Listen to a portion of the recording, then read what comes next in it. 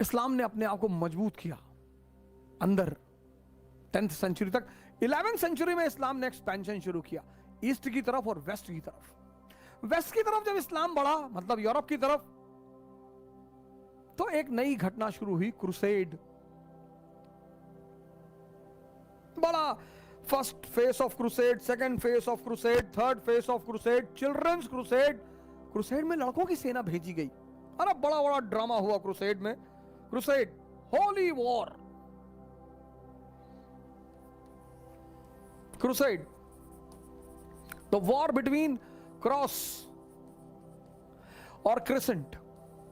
Cross Christians cross पहनते ना गले में, जिसमें जीसस को क्रूसीफाई किया। क्रिसेंट अर्धचंद्र, क्रिश्चियन मुसलमान, इनके बीच झगड़ा शुरू हुआ। किसके लिए हुआ? रेशम मार्ग के लिए, सिल्क रूट। ये रूट ए, बहुत बड़ा रास्ता, ये रूट ए, ये सिल्क रूट,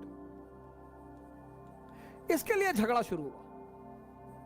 ये रास्ता था चाइना से ईरान, मध्य एशिया, अफगानिस्तान, ईरान, फिर वेस्ट एशिया, जिसको आप Saudi Arabia, Iraq, Syria, Palestine, Israel बोलते हो, और फिर यहां से यूरोप। बड़ा इंपॉर्टेंट मार्ग। आज इसी को चाइना फिर कब्जा करना चाहता है। CPEC, China Pakistan economic corridor, उसका मकसद यही है, इस रूट पर कब्जा करना।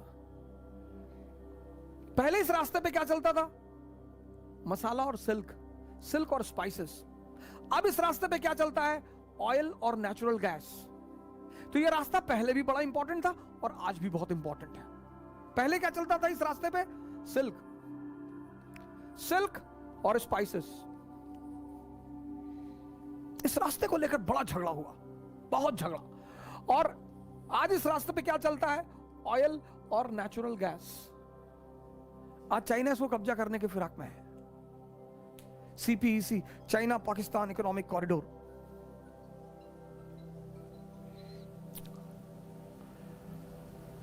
अब झगड़ा शुरू हुआ इस रास्ते पर कब्जा करने का, क्योंकि जिसका रास्ते पर कब्जा उसका ट्रेड पे कब्जा।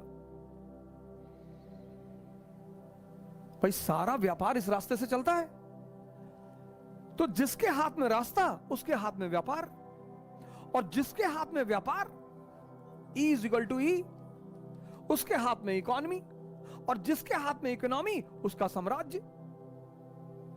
अर्थव्यवस्था जो है वो साम्राज्य की मां है। E is equal to E इतिहास का बहुत बड़ा फॉर्मूला है ये। जिसके हाथ में रास्ता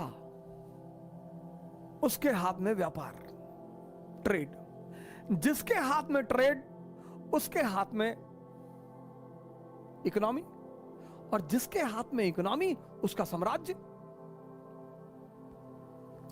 तो इधर क्रिश्चियन इधर मुसलमान, ये लड़ने लगे। अब जब लड़ते हो तो कारण बताना पड़ता है कि क्यों। तो राजाओं ने कहा धर्म युद्ध, धर्म के लिए लड़ रहे हैं, ईसाईयत के लिए, इस्लाम के लिए। तो लोगों ने कहा क्या मिलेगा अगर धर्म के लिए मर गए तो? इस्लाम में एक नियम है खुम्स, बड़ा प्यारा नियम है।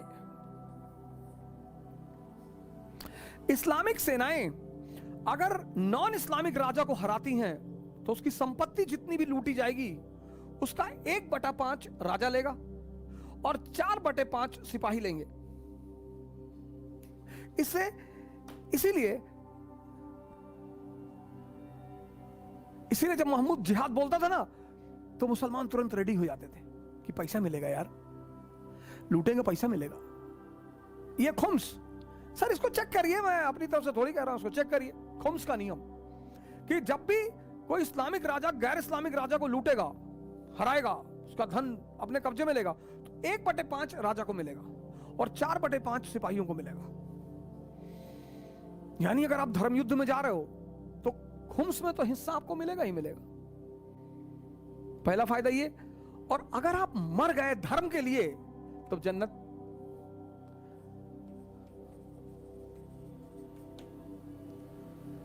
कंफर्म। जन्नत, जन्नत में क्या है? शराब और हूरें। लोगों ने कहा यार ये तो बहुत सही है यार, मतलब दोनों तरफ से फायदा, जीत गए तो भी फायदा, मर गए तो भी फायदा। अगर तुम इन लोगों से कहते, मुसलमान सिपाहियों से या ईसाई सिपाहियों से, कि हम रास्ते के लिए लड़ रहे हैं, कहते हम सड़क के लिए मर जाएं, और रेशम मार्ग के लिए क्यों लड़ रहे हो? एक कॉटन मार्ग बना लो, दूसरा बना लो। इसलिए जब भी हम लड़ते हैं ना, तो हमें कोई बड़ा कॉस्ट देना पड़ता है अपने लोगों को ताव में लाने के लिए, कि खानदान का मामला है तो लोग ताव में आ जाते हैं। अच्छा खानदान का मामला है, हाँ। आप घरों में देखो, परिवारों में देखो, गांव में देखो, मोहल्ले का कोई लड़का पिट गया तो मोहल्ले का मामला हो गया कि इस मोहल्ले की इज्जत की बात है, पूरे मोहल्ले की इज्जत जोड़ दी, अब सारा मोहल्ला आपके साथ खड़ा हो गया। कोई होली होली नहीं।